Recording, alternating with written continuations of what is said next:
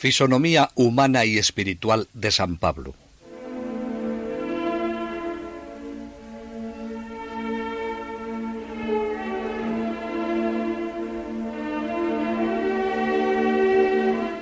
El apóstol de las gentes había dado la vida por Cristo. La noticia se difundió rápidamente entre sus discípulos y los fieles extendidos por todo el imperio. Sus neófitos, sus discípulos, sus amigos, sus compañeros de lucha, al darse cuenta de que ya nunca volverían a escuchar su palabra, se apresuraron a recoger amorosamente sus epístolas, sus cartas, en las cuales les parecía escuchar todavía el acento de su voz y el latido de su corazón.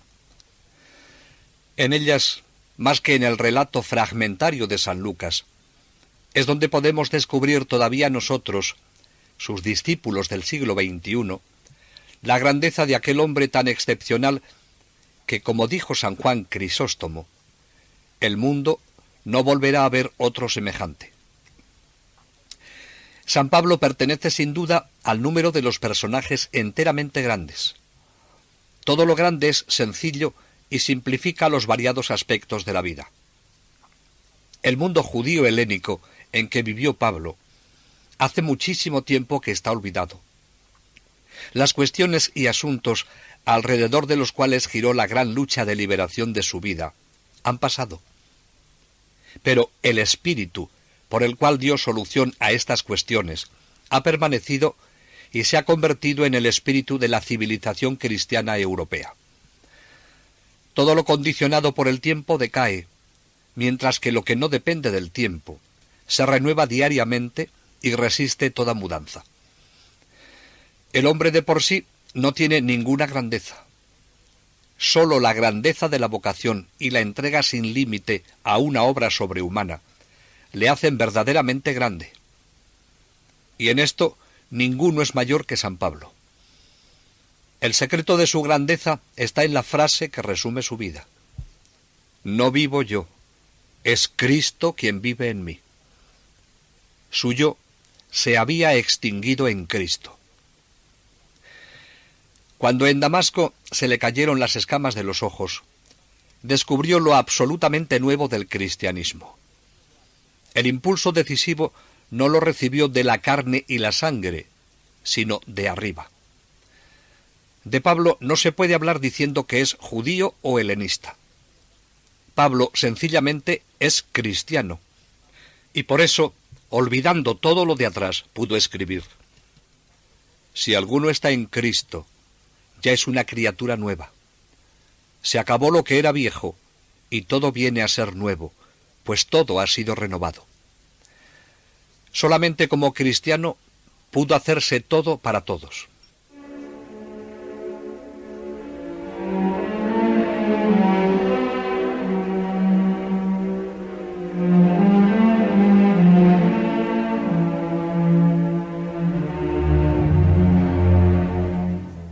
Nos ayudará a comprender mejor la vida y la obra del apóstol San Pablo si tratamos de penetrar en su fisonomía, su genio, la obra de la gracia y, sobre todo, su amor a Cristo, tal como nos lo presenta uno de sus biógrafos.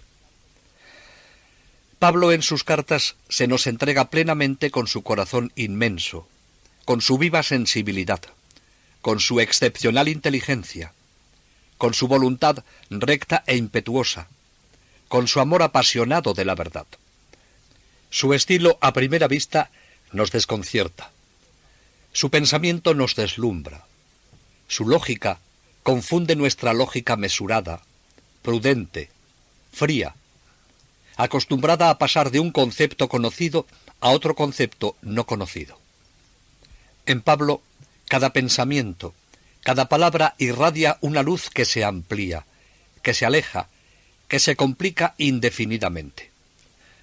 Nada aparece aislado en su ideología, nada desarticulado, nada disonante. Es difícil clasificar la fisonomía de Pablo.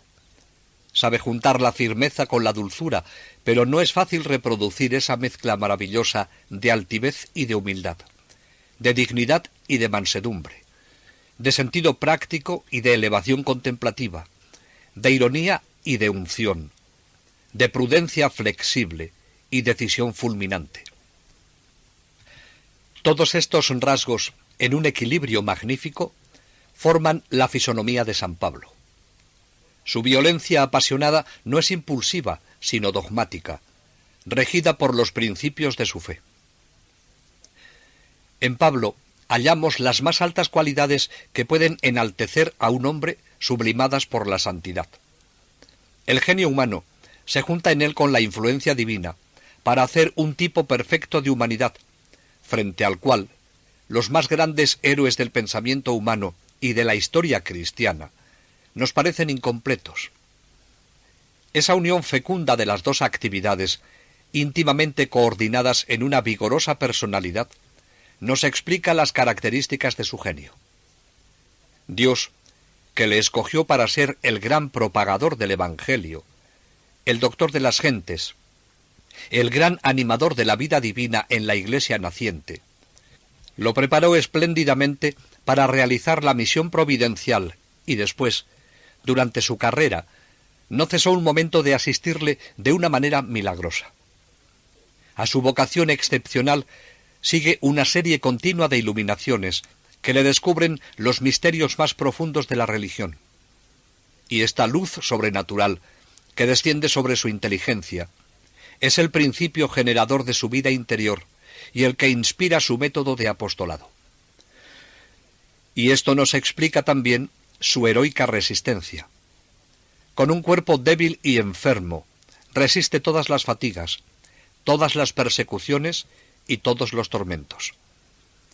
Pocas veces se encontrará a nadie que pueda realizar un esfuerzo físico tan rudo y continuado. Su voluntad era de hierro. No había amenaza ni peligro capaces de hacerle retroceder. Olvidar lo pasado era su lema, y mirar siempre lo que está delante, como lo dejó escrito y lo vivió. En su conducta hay habilidad y prudencia, pero nunca engaño o astucia. Realiza su obra de apóstol de Jesucristo con una noble altivez, con una fidelidad consciente y nunca desmentida.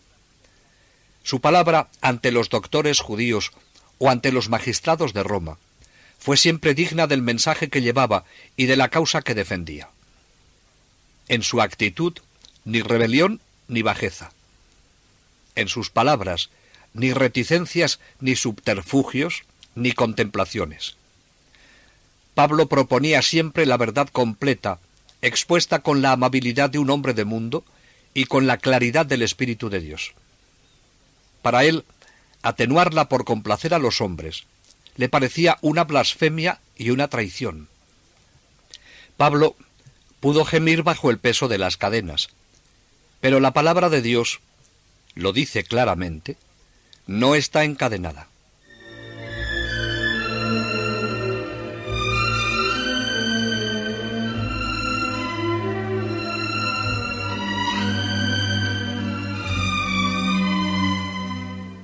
Pablo había nacido para mandar. Ve las cosas con claridad y sabe exponer a los otros su pensamiento y su deseo. La certidumbre que tiene de poseer la verdad pone en sus palabras y en sus actos cierto acento imperativo y absoluto. Es cierto que su personalidad se imponía por su fuerza y originalidad, y sabía defender con tenacidad una idea cuando se había convencido de ella. Pero este es sólo uno de los aspectos de su fisonomía. No podemos olvidar las circunstancias difíciles, a veces trágicas, en que se desarrolla la vida de San Pablo. Dios le ha llamado, le ha establecido apóstol de su Iglesia. Suya es la responsabilidad. La gloria es de Cristo, a quien Pablo adora. Esto exige unidad de acción, obediencia a un plan trazado por él de antemano. Por eso huyó siempre de trabajar en el campo de otro. Cuando en su plan apostólico surgió alguna dificultad, vimos cómo se separó de Bernabé y Juan Marcos, aunque siguieron trabajando por la misma causa. Los discípulos de Pablo prolongaban la acción de su maestro, y bajo su mirada vigilante y su inspiración clarividente, algunos de ellos, con un talento ordinario, podían convertirse en maestros a su vez de primer orden. Era grande el prestigio de aquella voz que salía llena de claridades celestes, de aquellas manos endurecidas por el trabajo, de aquella vida hecha de amor y de sacrificio, de grandeza y de humildad. Bien podía mandar el que iba delante de todos en la lucha, el que tenía derecho a decir con sencillez encantadora: «Imitadme, haced lo que yo hago». Tenía todas las cualidades de un jefe: seguridad de la visión, rapidez en la ofensiva, viveza en la respuesta, audacia y decisión, firmeza en el objetivo propuesto y habilidad para cambiarlo si lo pedían las circunstancias. A todas estas cualidades juntaba lo que importa más que todas ellas: el ejemplo. Pero toda su actividad hubiera sido inútil si a medida que iba extendiendo el reino de Cristo no se hubiera preocupado de asegurar las iglesias que iba fundando. En esta tarea de organizador, aunque menos brillante, hay que admirarle tanto como en sus empresas de conquista. Las dos actividades se juntan en él para formar el misionero perfecto. Él mismo gobierna todas las iglesias, las visita, atiende a sus necesidades, anima, consuela, dirige, gobierna. Su principal mérito es el haber comprendido inmediatamente y con más claridad que los demás predicadores del Evangelio el carácter universal de la religión cristiana. Desde el comienzo de su apostolado lo hemos visto poseído por la idea grandiosa de formar una sociedad integrada por todos los hombres y unida por el lazo común de la fraternidad cristiana. Empujado por esta visión espléndida, rompe decididamente con el particularismo judío y de esta manera hace posible la conquista del mundo. El universalismo está presente en el Evangelio, y Pablo supo que era la empresa que Cristo le confiaba.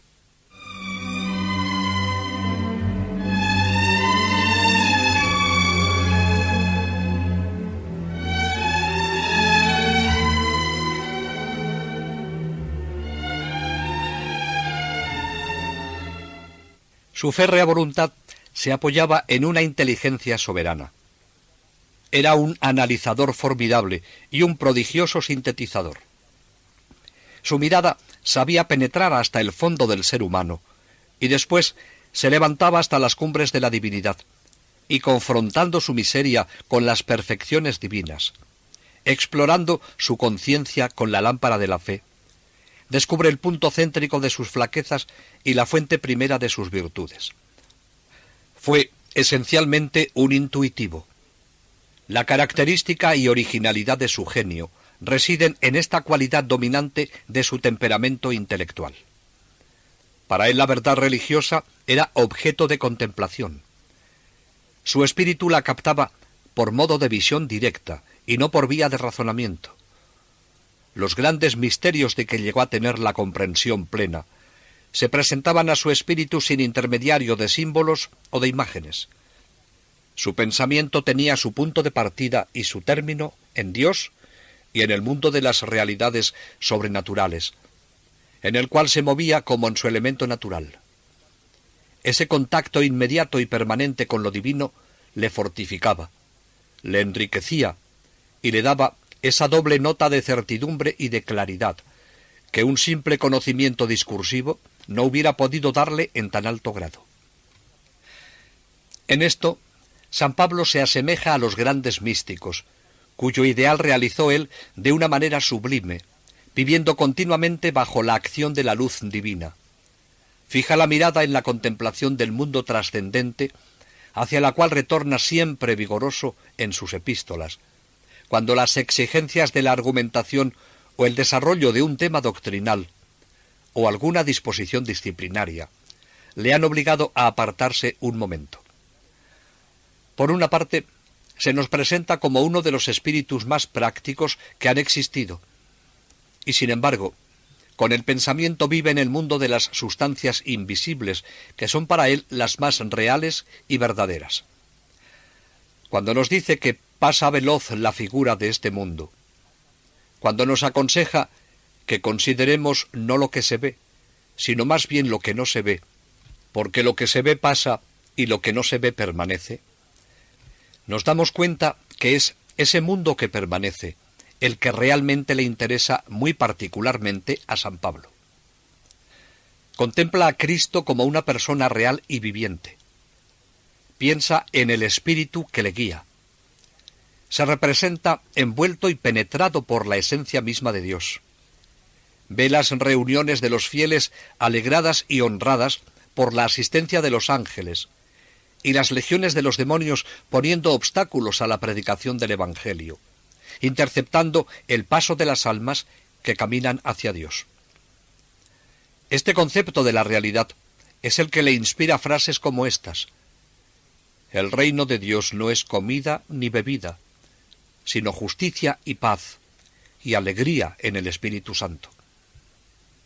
En cuanto a mí, no se me ocurra poner mi orgullo si no es en la cruz de nuestro Señor Jesucristo, porque en el mundo quedó crucificado para mí, y yo para el mundo. Discurriendo por este mundo superior, llegó a describirnos con palabras inolvidables sus maravillas. Aunque esencialmente era intuitivo, la razón no estuvo en él ociosa. La mayor parte de las ideas que forman sus escritos proceden de la tradición hebrea, de la predicación de Jesús y de la revelación personal que recibió. Pero tiene la cualidad de reducirlo todo a un sistema coherente y armonioso, y lo expresa a veces en un lenguaje preciso y lo ilumina con la claridad de su lógica vigorosa.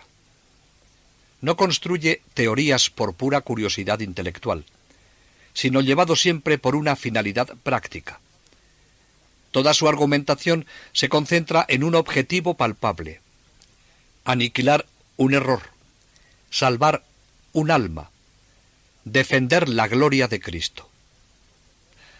Su enseñanza es siempre espíritu y vida, nunca letra muerta, porque la letra mata y el espíritu vivifica. Su punto de apoyo en cuanto dice es siempre una verdad descubierta o iluminada por el contacto inmediato con el mundo sobrenatural.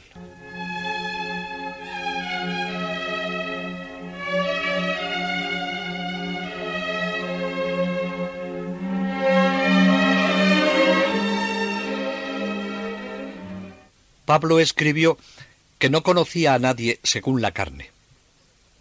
¿Podríamos por esto deducir que su entrega a Cristo había arrancado de su ser todo afecto humano? No. Lo hemos visto a lo largo de su vida y con más intensidad al final de ella.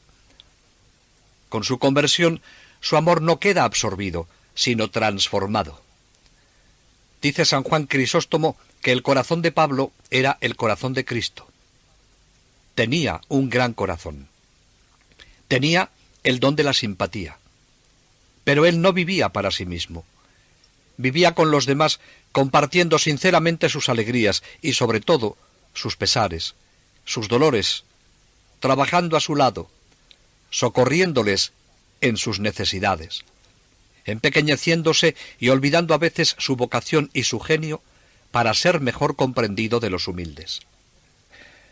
Lo hemos visto. Cada separación, cada despedida, era un desgarrón para su corazón. Guarda siempre las amistades a pesar de las distancias, y por medio del recuerdo sigue viviendo con sus amigos, con sus neófitos, con sus colaboradores. Y cuando les escribe, no encuentra en su rico vocabulario términos bastante expresivos para manifestarles su ternura. Lucas es el médico muy amado. Tito, el hermano carísimo. Timoteo, el hijo de sus entrañas. Su ausencia es motivo de tristeza y de sufrimiento. A los Gálatas les dice: hijos míos, a los que vuelvo a dar a luz entre dolores, hasta que Cristo se forme en vosotros. Querría estar ahora presente entre vosotros. El día que llegó a Tróade, lleno de entusiasmo e ilusiones, porque Dios le había abierto de par en par la puerta del Evangelio, y esperaba encontrar a Tito, a quien había dado cita en aquella ciudad. Al ver que no había llegado todavía, esta decepción le abate y llega a interrumpir su misión para salir en busca de su discípulo, como él mismo lo cuenta. Al llegar a Tróade para predicar el Evangelio de Cristo, aunque tuve una puerta abierta en el Señor, no tuve reposo en mi espíritu al no encontrar yo a mi hermano Tito. Pero despidiéndome de ellos, salí para Macedonia. Pablo no solamente ama, sino que necesita ser amado. Quiere que sus neófitos simpaticen con él. Se extraña de que los demás no vibren sacudidos por los mismos sentimientos de indignación, de entusiasmo y de alegría que a él le estremecen. Por eso escribe a los Corintios: «Confío en todos vosotros, seguro de que mi alegría lo es de todos vosotros». Es emocionante ver a este duro asceta, a este luchador de hierro, a este místico que dispone de la fuerza de Dios, reclamando y en cierto modo pidiendo el cariño de los que le rodean. A los discípulos de Corinto les dice: «Os hemos hablado abiertamente. Nuestro corazón está ensanchado. No estáis apretados dentro de nosotros. Más bien la estrechez está en vuestros corazones. Pagadnos con la misma moneda. Hablo como a hijos. Abríos también vosotros». Estas expansiones, estas confidencias, producían casi siempre el efecto que Pablo esperaba. Es extraordinario el afecto que Pablo despertaba. Pocos maestros fueron amados de sus discípulos como Pablo de sus convertidos y de sus colaboradores. Él mismo nos dice con frecuencia que el sentirse comprendido y amado fue uno de sus más grandes consuelos. Pablo puede amar así por la transfiguración que en su corazón se había realizado con Cristo. Ama intensamente, pero en las entrañas de Jesucristo, según su propia expresión. La base de su amor es la fraternidad cristiana. Según su doctrina, todos los fieles forman un cuerpo místico en unión con Jesucristo, nuestro Salvador. Todos han sido rescatados por la misma sangre. Todos viven en la misma vida. Todos toman parte en el mismo sacrificio y todos son iguales delante de Dios, como hijos del mismo Padre. Ante el hecho de la filiación divina, desaparecen todas las diferencias del nacimiento y del dinero.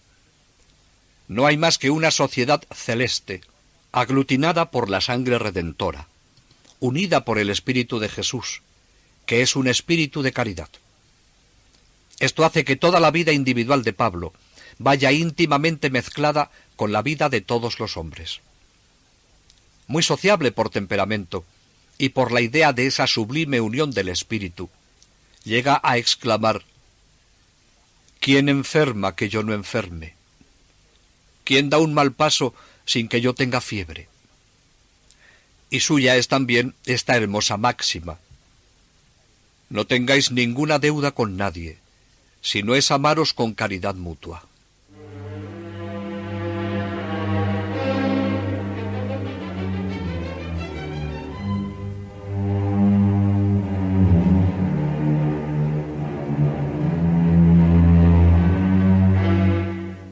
Si queremos encontrar la razón última del amor de Pablo, de su actividad, de sus padecimientos, de su constancia, de toda su vida llena de heroísmos y de victorias, solo podemos encontrarla en Cristo.